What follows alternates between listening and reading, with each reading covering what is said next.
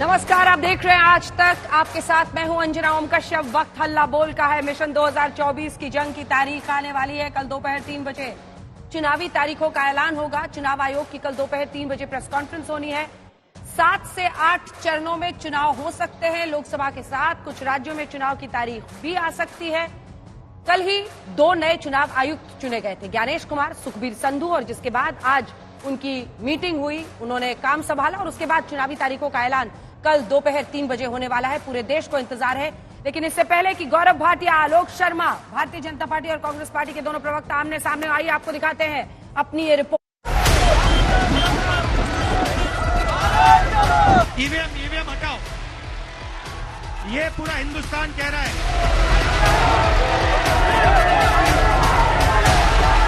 अब की बार 400 पार। दिल्ली के लोगों ने ठान लिया, 7 की 7 सीट इस बार आम आदमी पार्टी को देंगे।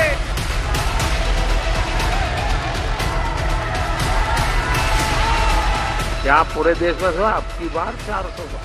अब की बार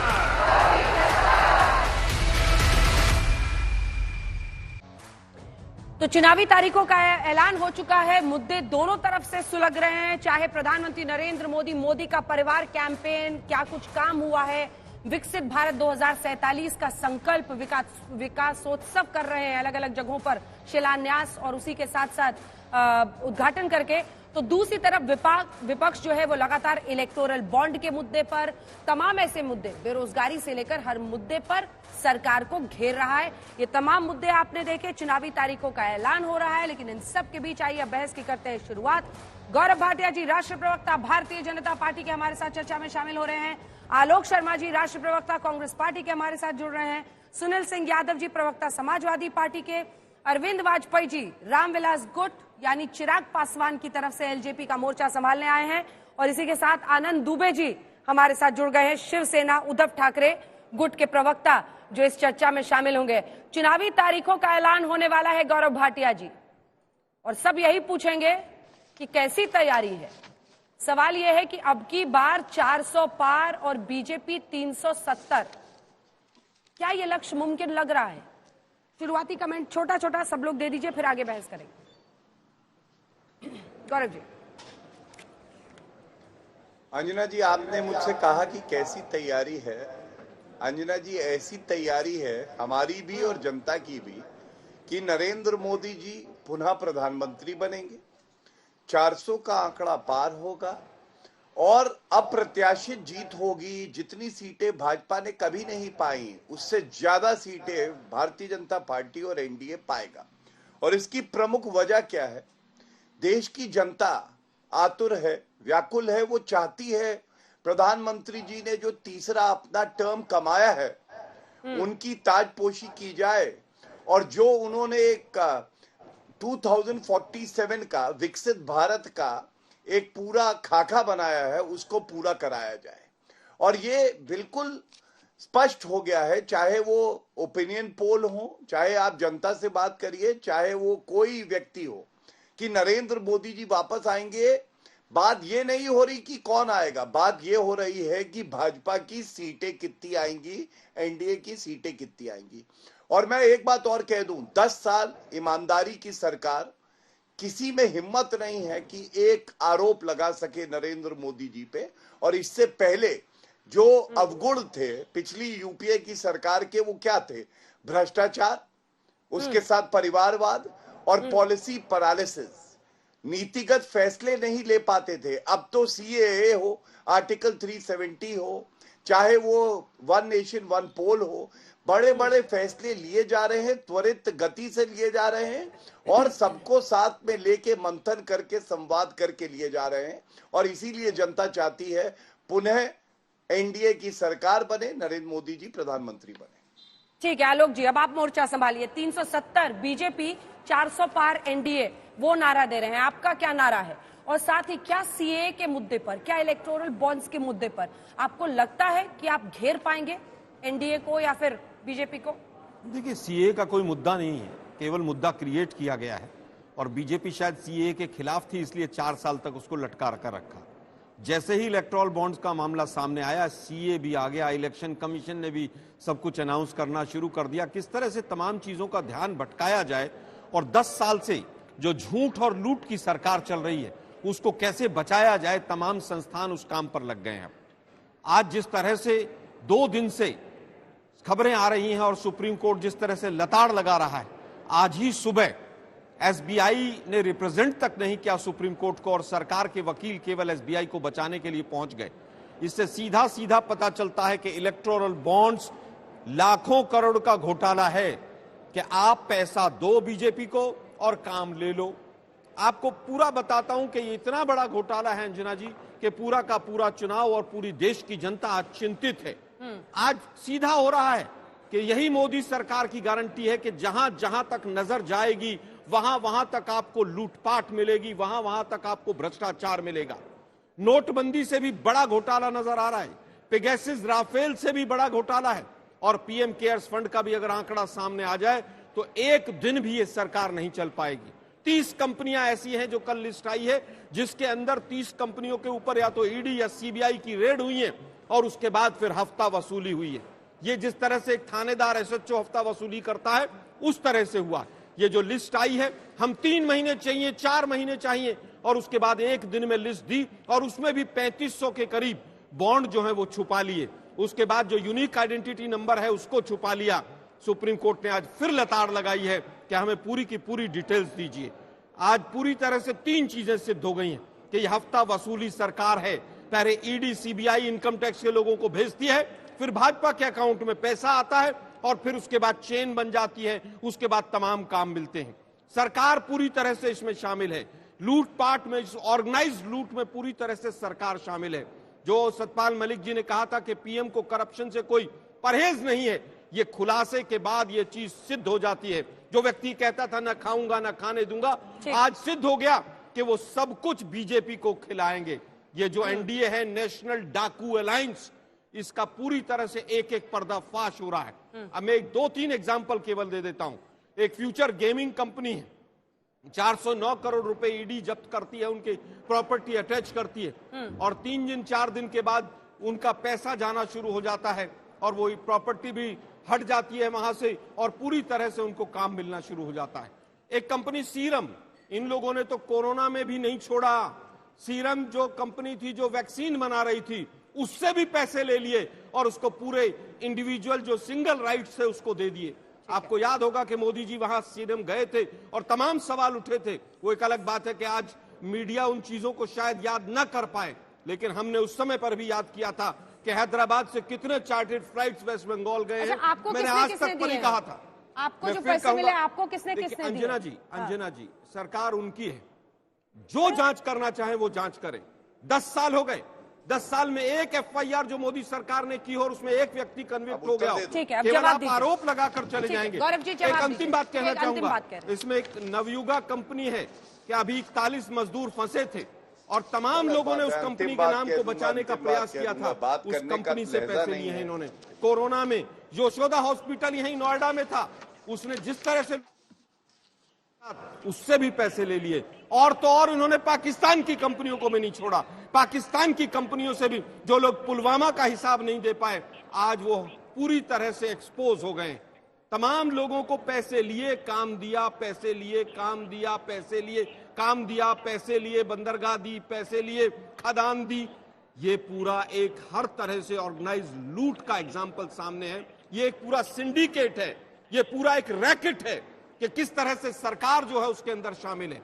और जो हम आरोप लगाते थे, चाहे वो राफेल हो, चाहे नोटबंदी हो, चाहे पेगासस हो, वो इनकी एक की जांच करा लीजिए, ये सरकार एक दिन भी नहीं चल पाएगी।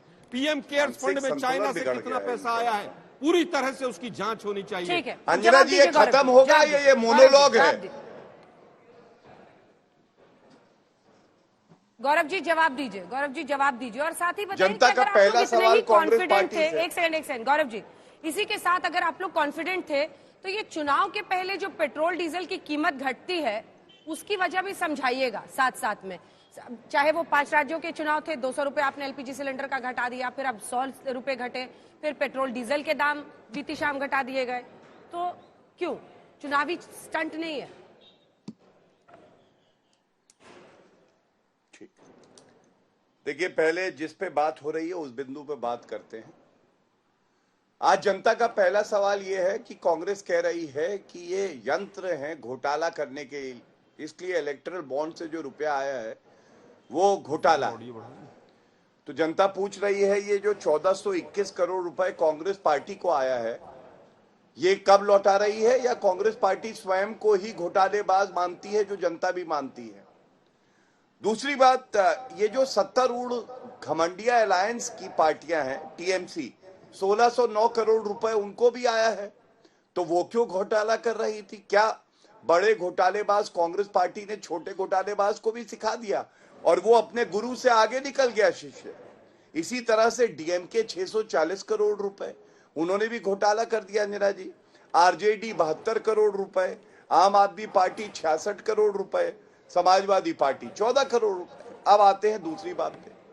देखिए, सर्वोच्च न्यायालय ने जो आदेश दिया, हमने तो उस पर कोई आपत्ति नहीं करी, टिप्पणी नहीं करी, लेकिन यह भी आज पूछा जाएगा कि सर्वोच्च न्यायालय ने जो और फैसले दिए थे उस पे आपने क्या रुख अपनाया था? जज लोया का मामला आया, आपने सर्वोच्च न्यायालय पे उंगली उठाई। राफेल पे राहुल गांधी ने झूठ बोला, माफी मांगनी पड़ी, आप तब भी राफेल पे नरेंद्र मोदी जी पे कई टिप्पणियां करते हैं, अभद्र टिप्पणियां भी करते हैं। इसके बाद आपने सेंट्रल विस्टा का जो आया फैसला उसको नहीं स्वीकार किया। तो सर्वोच्च न्यायालय के कुछ फैसले आपको अच्छे लगते हैं, कुछ बुरे लगते हैं। अगली बात अंजना जी जो बड़ी महत्वपूर्ण है, ये सिस्टम बेहतर था, उत्तम नहीं था, उत्तम सिस्टम भी आएगा, लेकिन इससे पहले क्या सिस्टम था और वो आंकड़े क्या थे मैं आपको बताता हूं। इससे पहले कांग्रेस पार्टी ने क्या वसूली करी आपको पता है? 2004 से लेके 2013 तक इन्होंने 2354 करोड़ रुपया लिया, जो भारतीय जनता पार्टी जिसको 1150 करोड़ मिला था, ये डोनेशन कूपन अननोन सोर्सेस से लिया। अननोन सोर्सेस मतलब अगर आप जानना चाहें कि किस व्यक्ति ने डोनेशन दिया है तो ये इतनी बड़ी घोटालेबाज पार्टी है, 20,000 से कम का डोनेशन दिखा के और कहती थी अननोन सोर्स से है, और ये 2802 करोड़ रुपए पाए थे, हम 1711। तो जब ये सत्तारूढ़ थे तब इनको ज्यादा डोनेशन आता था, लेकिन इनका अननोन सोर्स से आता था। आज कम से कम ये तो मानेंगे कि आप ट्रैक डाउन कर सकते हैं कि किस व्यक्ति, किस कंपनी, किस एजेंसी ने दिया है। तीसरी बात, आपको मालूम है एक और बात सामने आ रही है सोशल मीडिया पर। पाकिस्तान की एक कंपनी है हब पावर कंपनी, पुलवामा के 2 महीने बाद कांग्रेस पार्टी को 18 अप्रैल 2019 को 1 करोड़ रुपया करीब आता है डोनेशन, और 1 करोड़ रुपया ही हब पावर कंपनी देती है 18 अप्रैल 2019 को। यह क्या दर्शाता है? अरे चीन से तो रिश्वतखोरी करी थी, रिश्वत लेती थी, आज तक आपने सार्वजनिक नहीं किया। पाकिस्तान से भी रिश्वत ले डाली। अरे किसको किसको मिला रखा है मोदी जी को हटाने के लिए। और गजब की बात यह है कि वो हटते नहीं है क्योंकि जनता का आशीर्वाद उन पे है। अब मैं एक बात और बताना चाहूंगा। देखिए, जब ये कहते हैं कि लोकतंत्र कमजोर हुआ है, अंजना जी आपको मैं बताता हूं किस तरह से तथ्यों के आधार पे। ऐसी कोई भारत में संवैधानिक या विधिक संस्था नहीं रही जिसको इन्होंने चीर फाड़ करके खत्म ना किया हो अपने राजनीतिक उद्देश्य की पूर्ति करने के लिए। जैसे सीवीसी, आपको मालूम है सर्वोच्च न्यायालय ने 3 मार्च 2011 को सीवीसी नियुक्त किया, इन्होंने केवी थॉमस को हटा दिया क्योंकि नियुक्ति गलत पाई गई। Election commission of India, election commissioner और चीफ इलेक्शन कमिश्नर थे एमएस गिल, उनको राज्यसभा लेके गए और उसके बाद स्पोर्ट्स मिनिस्टर बनाया। और नवीन चावला, देखिए जो मैं आपको दिखाने जा रहा हूं, इंडिया टुडे की रिपोर्ट है, सीईसी का अपॉइंटमेंट इन्होंने सोनिया गांधी ने करा। दिखाइए जूम करके। सोनिया गांधी अकेले चीफ इलेक्शन कमिश्नर बना देती थी और ये यहां पे आके हमें ज्ञान दे रहे हैं। देखिए क्या कह रहा है इंडिया टुडे की खबर, Sonia Gandhi appoints Navin Chawla as election commissioner. और ये तब है जब वहां तत्कालीन chief election commissioner N Gopalaswamy ने आपत्ति दर्ज करी कि इस व्यक्ति को नहीं बनाना चाहिए। अब आप मुझे बताइए, इलेक्टरल बॉन्ड में भी सिस्टम बेहतर हुआ, चाहे उत्तम ना हो। और आज जो चीफ इलेक्शन कमिश्नर हो या इलेक्शन कमिश्नर हो, उनकी नियुक्ति 3 लोग का कोलिजियम करता है।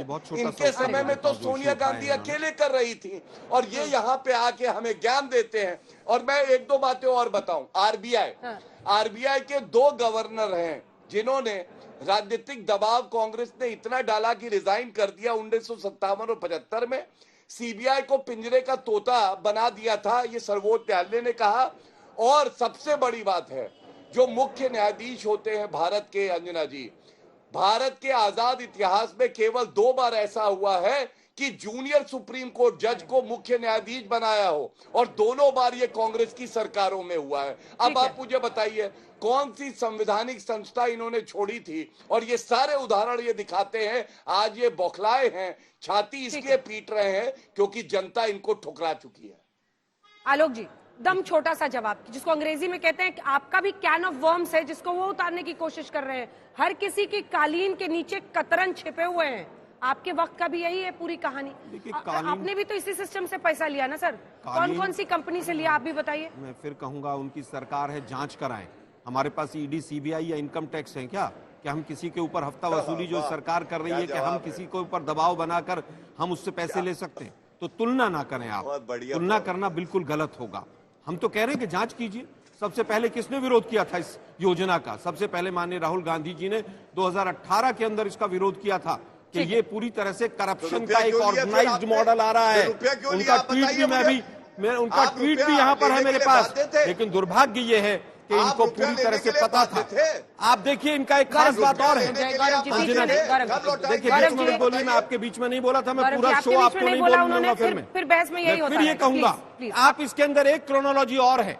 2018-19 लोकसभा का चुनाव, 2018 5 राज्यों का, छोटे राज्यों का चुनाव, उसके बाद जब जब चुनाव आया है तब तब बीजेपी को चंदा मिला है।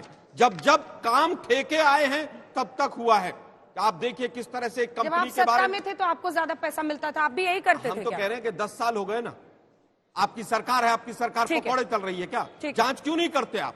मैंने अभी भी चैलेंज किया। पेट्रोल डीजल पे मुझे जवाब नहीं मिला। गौरव जी, बता दीजिए कि एक FIR मोदी सरकार ने की हो और उसमें एक व्यक्ति कन्विक्ट हो गया हो। थोड़ा सा रुक जाइए। IPC में बदलाव करेंगे, सब चीजें करेंगे। चाइना से पैसा लेंगे, पाकिस्तान से पैसा लेंगे, और पूरे देश को राष्ट्रवाद का पाठ पढ़ाएंगे। ठीक है, अरविंद वाजपेयी जी जवाब दीजिए, क्योंकि आप एक वकील भी हैं। गांधी फाउंडेशन में एक सेकंड प्लीज, बाकियों को भी मौका नहीं लीजिए। अरविंद वाजपेयी जी, आप एक वकील भी हैं। अभी दोनों लोगों की बहस सुनी जा रही थी और जनता सुन रही, करोड़ों लोग देखते हैं आपका चैनल। वो ये सोच रहे हैं कि अगर एक का घोटाला है तो खुद जो लड्डू इन्होंने खाया हुआ है, वो लड्डू कह रहे हैं जी हमने नहीं खाया, जांच कराइए।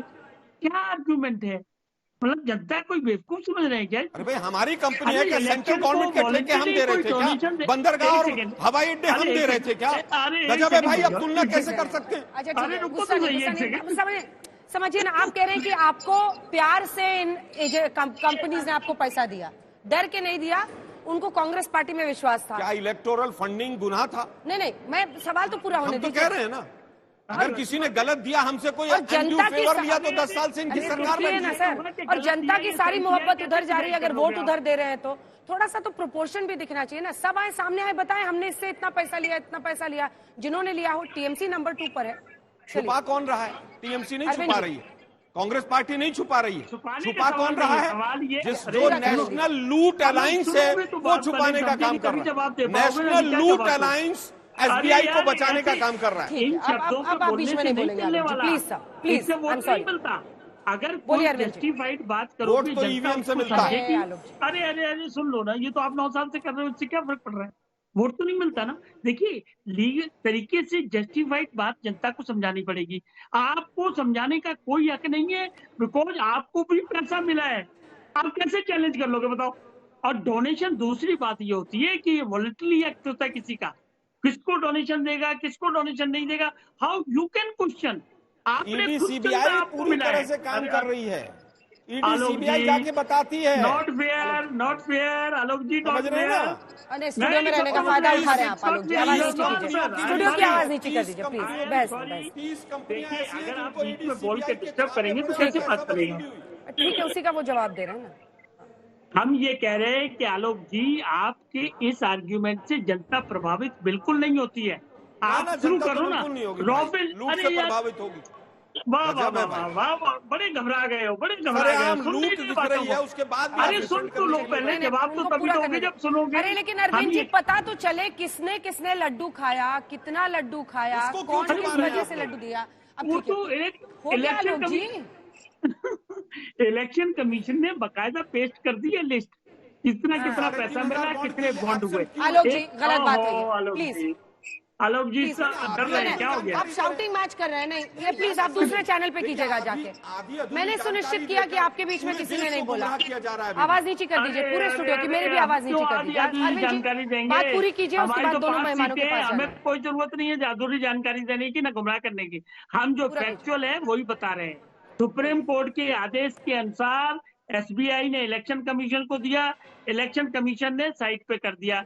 एक लिफाफा इलेक्शन कमीशन ने लिस्ट का, जो एसबीआई से पहले गया था, जब सुप्रीम कोर्ट में मैटर चल रहा था, तो एक लिफाफा इलेक्शन कमीशन ने सुप्रीम कोर्ट में जमा कराया था, वो सुप्रीम कोर्ट की कस्टडी में था।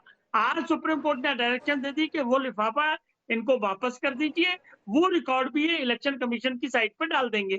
इसमें क्या दिक्कत है? आप ऐसा उसको कहा कह है रहे सुप्रीम कोर्ट ने लताड़ लगा दी, सुप्रीम कोर्ट ने आज आप भी ये कह रहे लताड़ सुप्रीम लगाई है, कोर्ट अभी भी ने झूठ बोल रहे हैं आप बैठकर।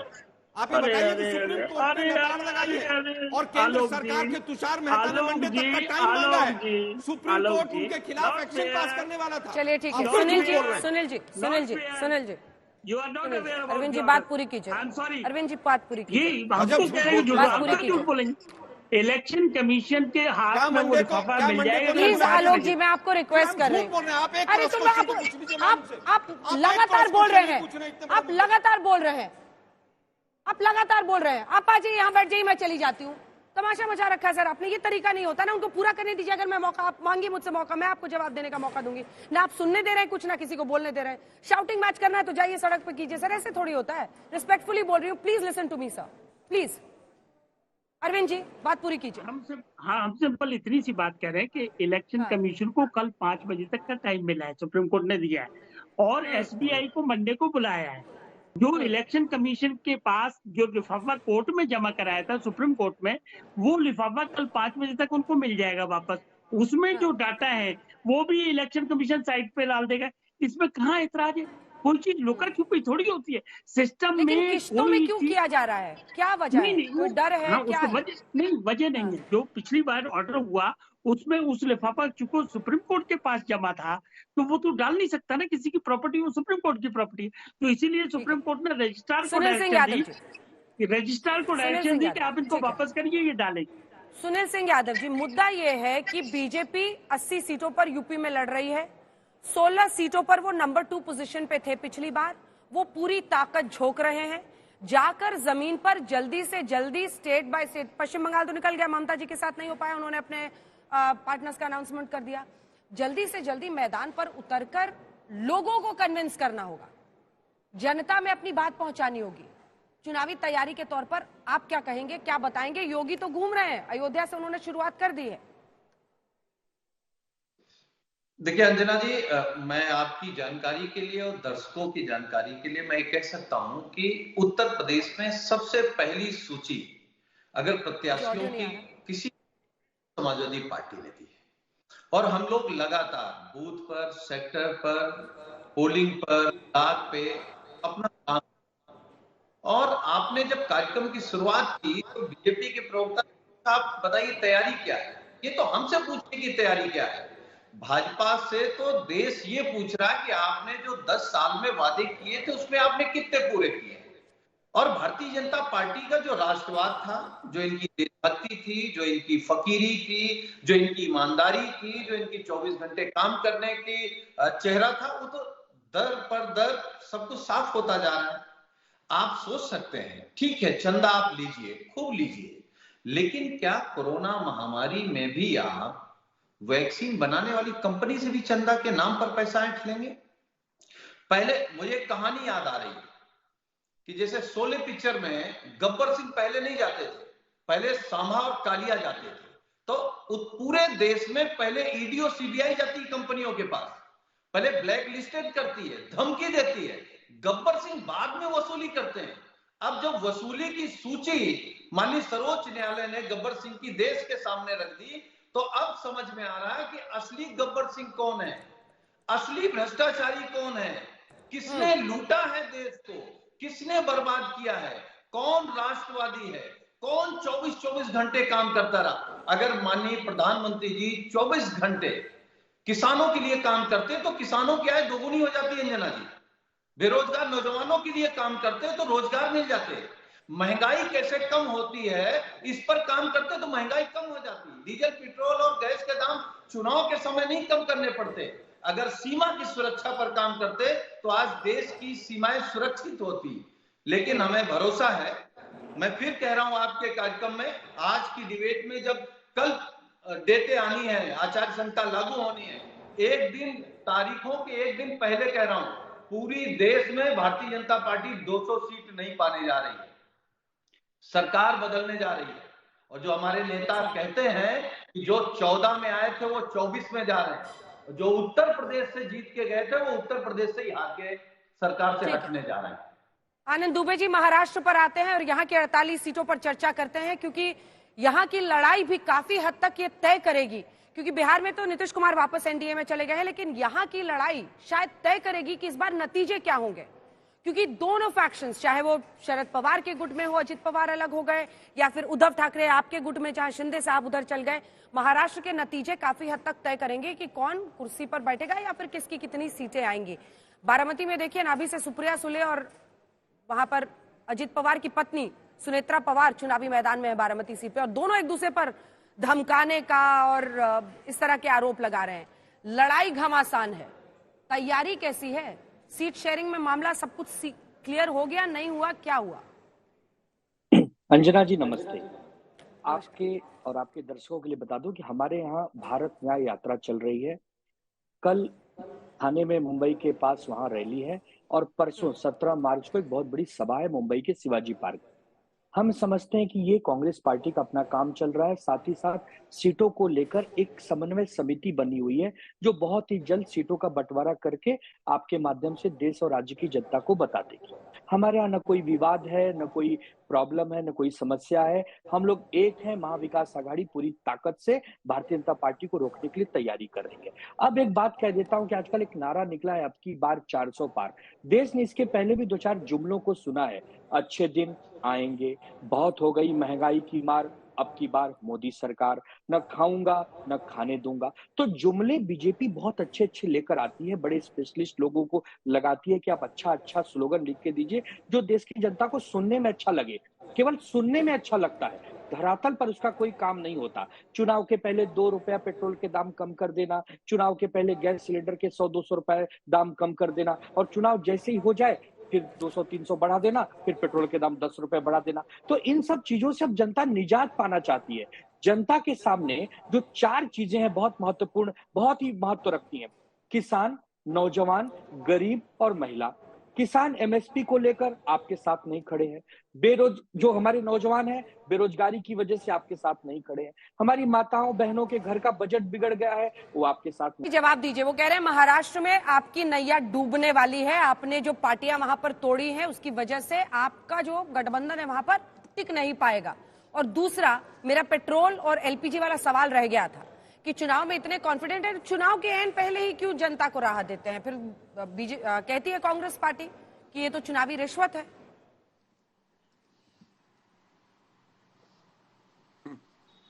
चलिए एक एक करके बिंदुवार तरीके से बात का उत्तर देता हूं। सबसे पहले इलेक्ट्रल बॉन्ड पे एक बात आ रही थी। आज की सुनवाई पर जिन लोगों को कोई जानकारी नहीं है वो भी आके कुछ भी अनर्गल बयान देते रहते हैं।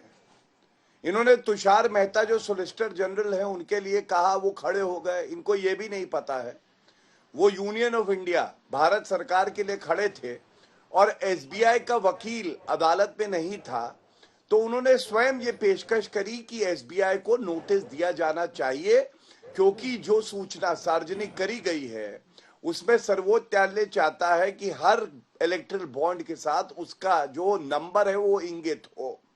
दूसरी बात अंजना जी, आपको मालूम है एक एसबीआई ने एप्लीकेशन लगाई थी, मैं उनका प्रवक्ता नहीं हूं, लेकिन क्योंकि वरिष्ठ अधिवक्ता भी हूं, मेरी जिम्मेदारी है दर्शकों को सही तथ्य पता हो, तो उन्होंने समय कहा कि और दिया जाए, क्योंकि हम जो डोनर्स हैं और जिनको मिला है रेसिपिएंट्स, उनको जॉइंट लिंक करके बताएंगे।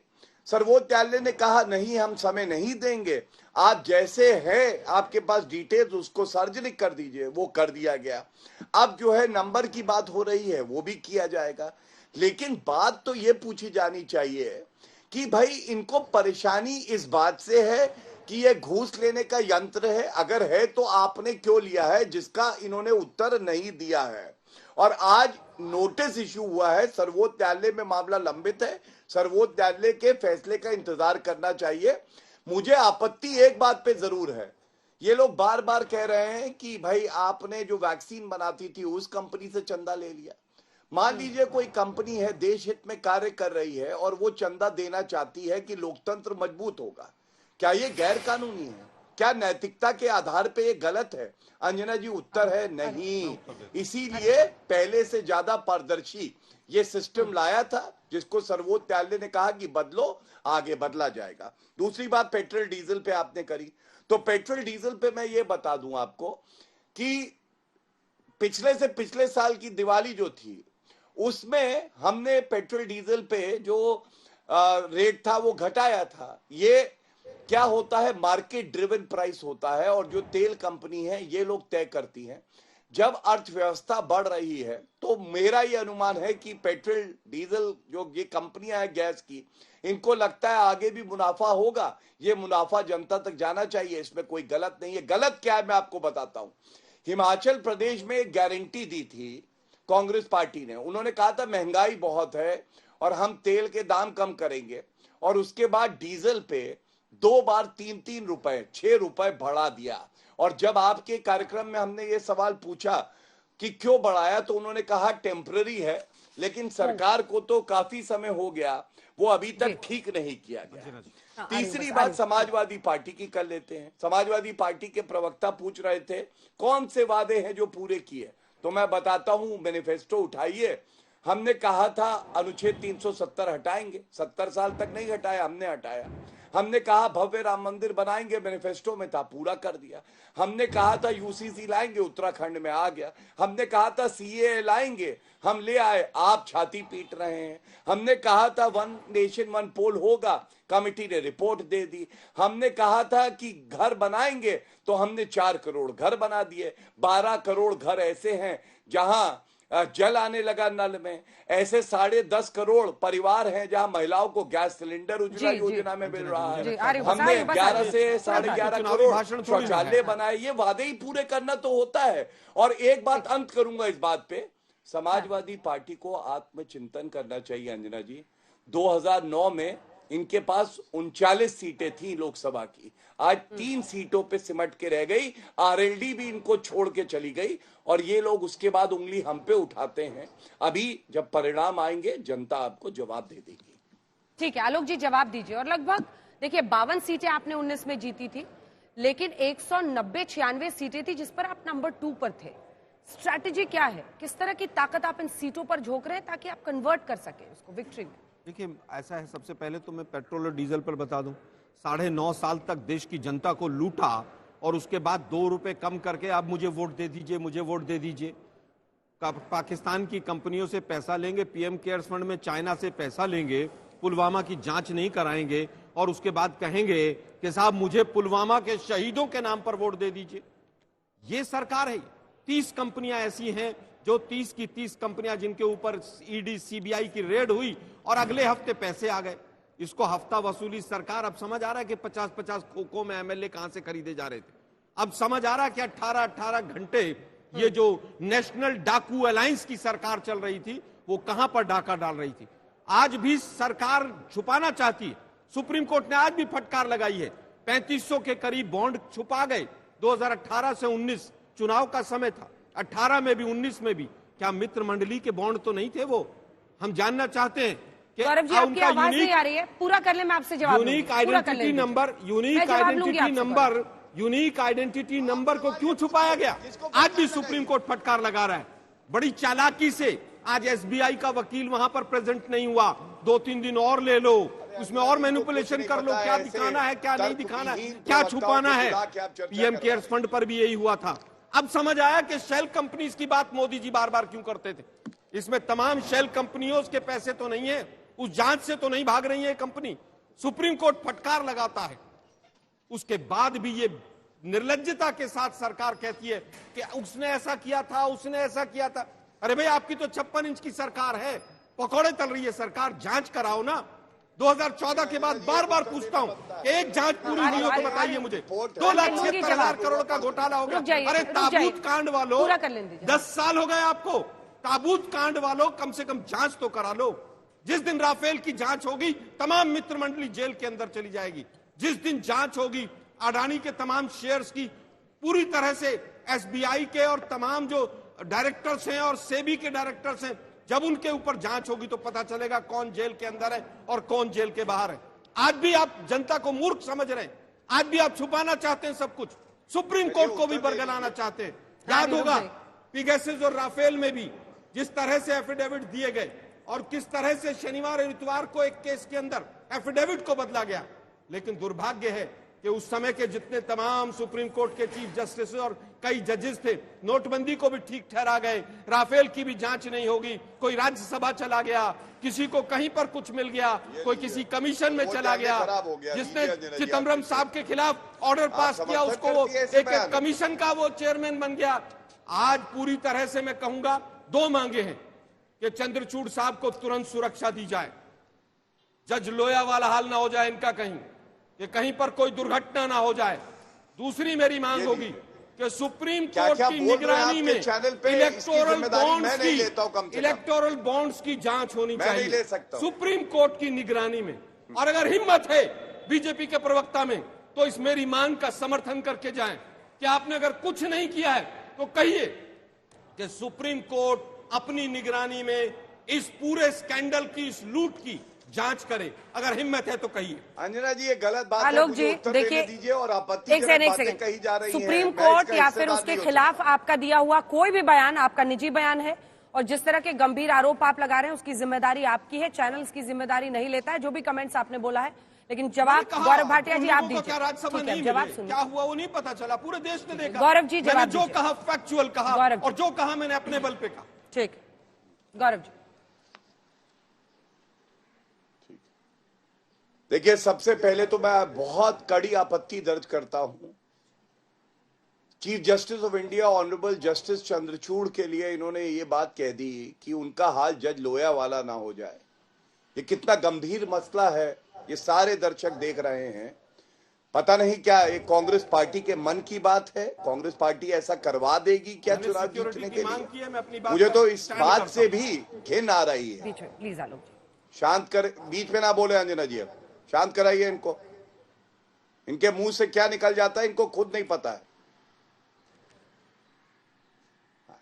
बोलिए अंजना जी, मैं एक बात जरूर कहूंगा, जिम्मेदारी से कहूंगा, फैसले आते हैं कभी सरकार के खिलाफ आते हैं, जैसे कि हमने देखा किस तरह से इलेक्टोरल बॉन्ड का फैसला हो, बिल्किस बानो का हो, लेकिन बड़ी विनम्रता से हम लोग सर झुका के कहते हैं कि यह फैसला सर आंखों पर इसका पालन होगा।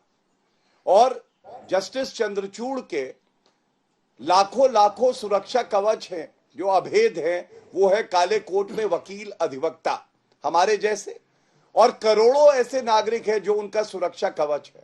उनका बाल भी बाका कोई हमारे मजबूत लोकतंत्र में नहीं कर सकता। लेकिन आपने ध्यान दिया इन्होंने क्या कहा? इन्होंने कहा राफेल का मामला जो आया था, न्यायाधीशों ने जो दिया सुप्रीम कोर्ट के, ये क्या कहना चाह रहे हैं कि उनको इस्तेमाल किया गया। राफेल का फैसला आया, इनके खिलाफ आया, इसलिए इन्हें दर्द हुआ। इन्होंने पेगासस पे भी यही कहा, सुप्रीम कोर्ट का फैसला है अंजना जी, लेकिन क्योंकि इनके खिलाफ है इसलिए इन्हें दर्द हुआ। हिंडनबर्ग का फैसला भी इनके खिलाफ आया, तभी मैंने कहा मीठा मीठा गब गब, कड़वा कड़वा थू थू। अगर सर्वोच्च न्यायालय का फैसला इनके पक्ष में आए तो ठीक है, अगर इनके खिलाफ आ जाए तो सर्वोच्च न्यायालय के जज बेईमान हो जाते हैं, उनकी जान को खतरा हो जाता है ये दुर्भाग्यपूर्ण वक्तव्य है और इसीलिए मैं इसकी कड़ी निंदा करता हूं। मैं एक बात और आपके माध्यम से उठा दूं, देखिए चुनाव का मौसम है, ये यहां चैनल पे लड़ाई करने का वक्त नहीं है। आप अपने मुद्दे रखिए। मैं पुनः कहूंगा 55 साल सत्ता में रहे, आप कैसे भाजपा से बेहतर है ये नहीं बताया आपने। पिछले 10 साल हमने सरकार चलाई, उससे पहले 10 साल आप सत्ता में थे। आपके समय में 2G घोटाला, कोलगेट, CWG तमाम घोटाले हुए।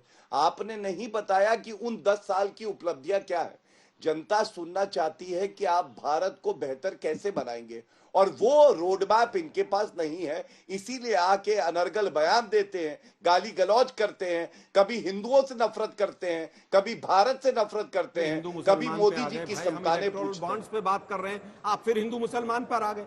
ठीक, मतलब गजब है इस सरकार का, निर्लज्जता देखिए इनका मानसिक संतुलन। चलिए अब मुझे लगता है कि अब हम लोग इस बहस के इस हिस्से में सबकी तैयारियों पर आते हैं कि किसकी कैसी तैयारी है, किसकी कैसी तैयारी है। जल्दी से सुनील जी आपकी तरफ से एक कमेंट सबसे लेते हैं। अरविंद जी सिर पर क्यों हाथ रख लिया? अभी तो ये सब तो अभी चरम पर अभी और तेज होगा, रुकिए। सुनील जी ताज्जुब हो रहा है, हमें ताज्जुब हो रहा है आलोक शर्मा की बात पे कि देखो इलेक्शन कमीशन पे क्या विश्वसनीय आरोप लगाएंगे, प्रधानमंत्री पे लगाएंगे, सरकार पे, सुप्रीम कोर्ट पे भी लगा रहे हैं। सुप्रीम कोर्ट पे भी आरोप नहीं लगाया सुप्रीम कोर्ट पे। अरे बिल्कुल मैंने आरोप नहीं लगाया, मैंने फैक्ट सामने रखे हैं कि क्या उनको राज्यसभा नहीं मिला, राज्यसभा मिला कि नहीं। रिकॉर्ड हो रहा है। अरुण जेटली जी की स्टेटमेंट याद कीजिए, आपको सब समझ आ जाएगा। ठीक है, अब रुक जाइए। आलोक शर्मा जी आप अरे भाई वो महिला कहाँ चली गई जिसने आरोप लगाया था यौन शोषण का? वो कहाँ चली गई महिला? वो पूरा देश जानना चाहता है। सुनते नहीं आप, सुनना नहीं चाहते। सुनील जी दो लाइन सिर्फ, की सीमाएं हैं। सुनील जी दो लाइन। सुप्रीम कोर्ट पे आरोप लगाने का मतलब यूपी में सबसे बड़ा रण होगा सुनील जी।